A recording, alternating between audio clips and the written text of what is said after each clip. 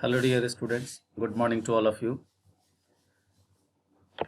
As we have discussed in the last class regarding the terms of partnership like registration, partnership deed, its merits and demerits, features, types of partner and partnership. Now today we will discuss about the difference between sole proprietorship business and partnership business. So first of all, as we know that it is given in the definition, or according to the definition we can say that simply as the term sole proprietorship or partnership is given. So in sole proprietorship only one person or individual is an owner of the business as well as the proprietor of the business, whereas in partnership there are at least two or more persons who agree to carry on the business and share profits and losses mutually.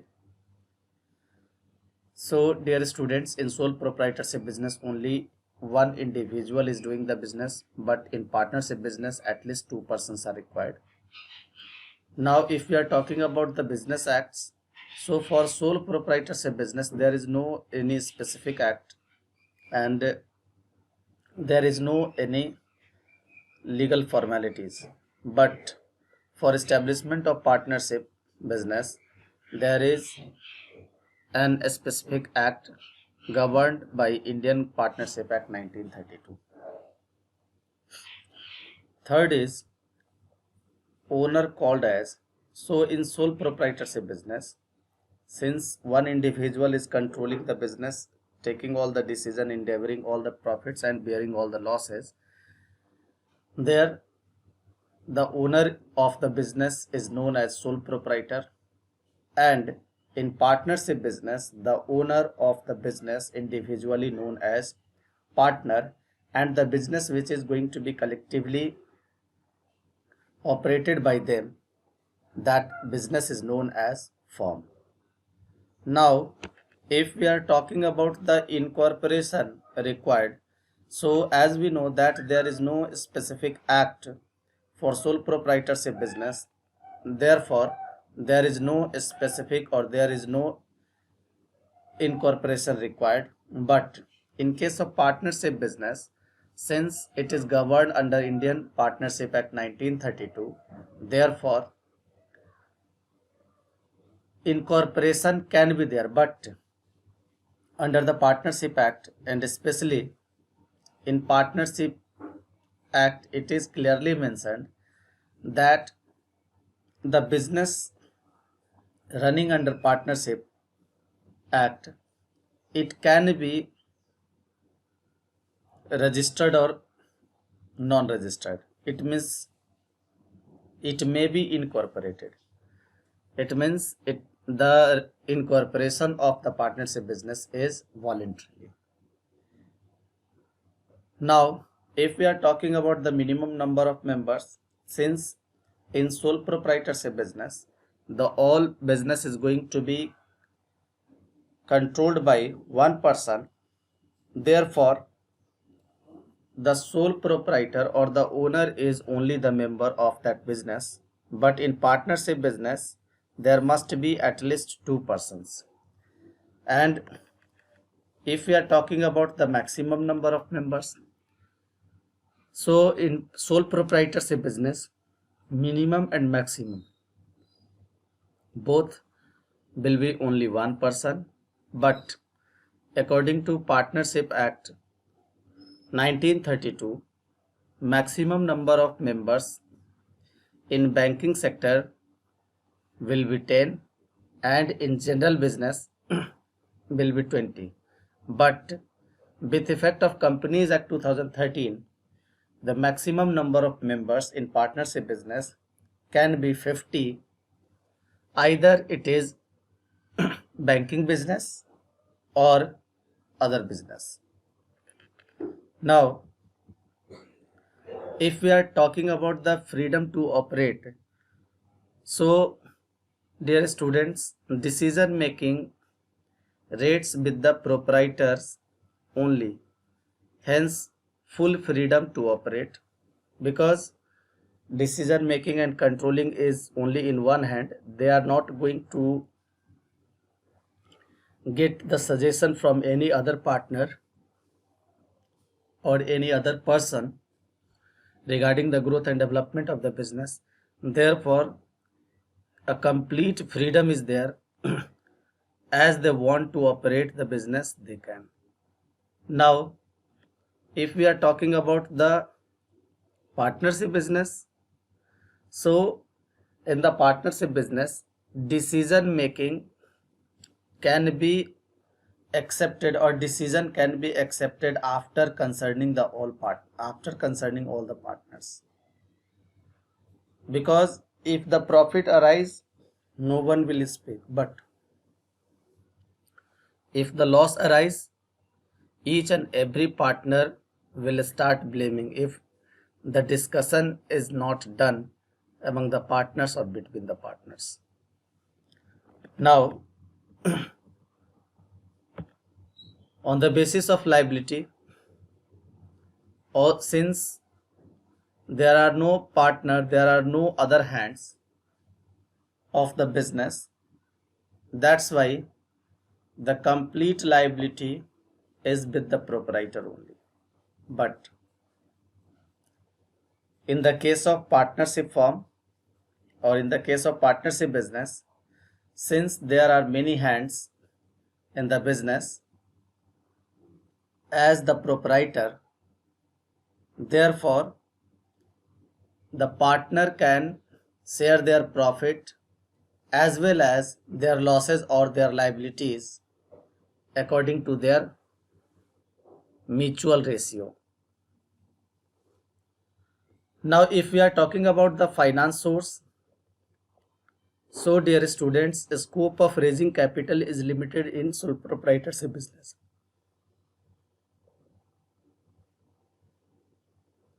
In partnership business, in sole proprietorship business, since only one person has to contribute the amount as capital, therefore financial resources will be limited.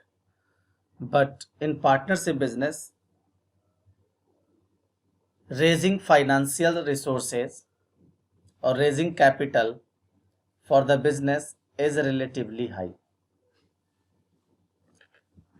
Now, if we are talking about the secrecy, so since it only one owner is there, that's why complete secrecy is maintained,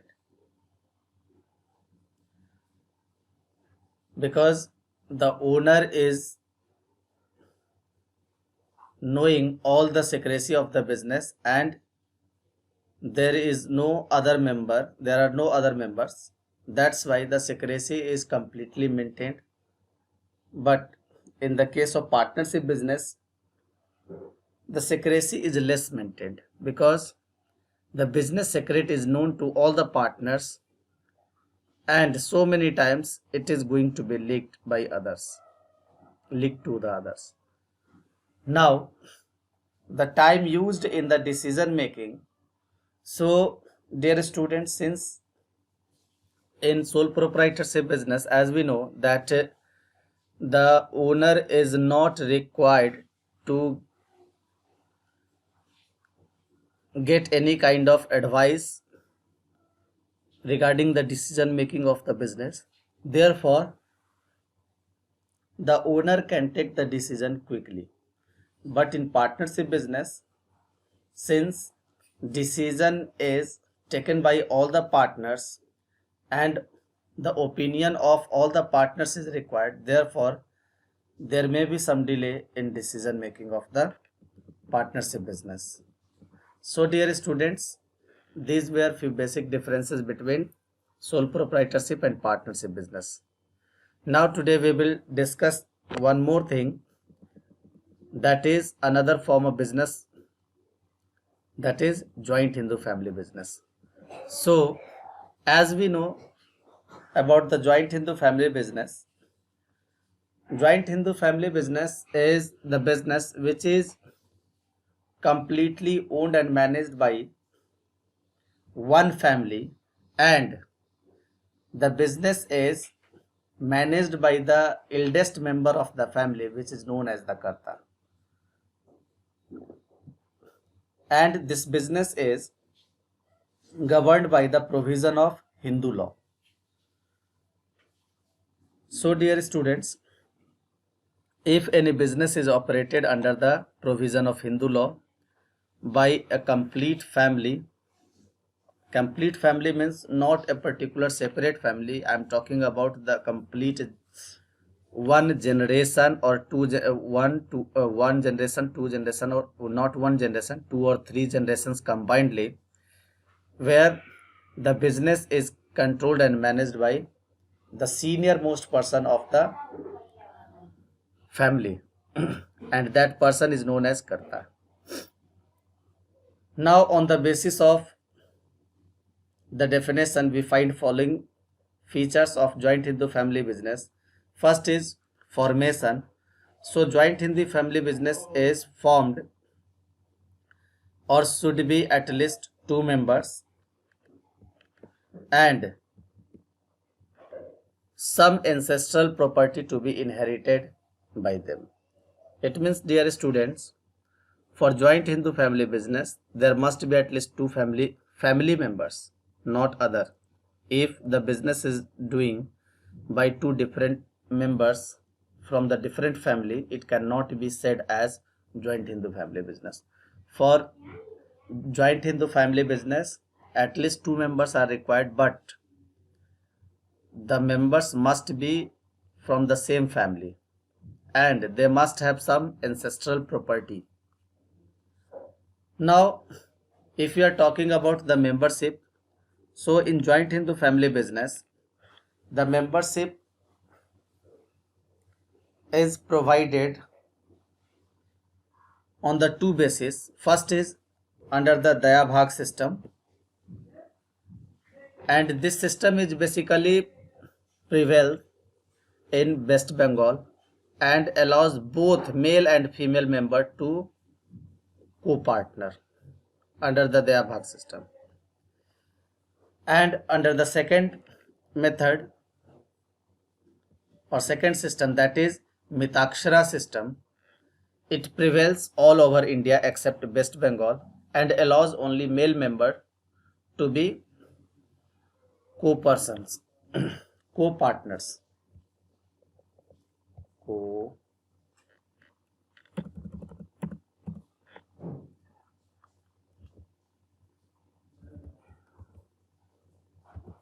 To be co-partners.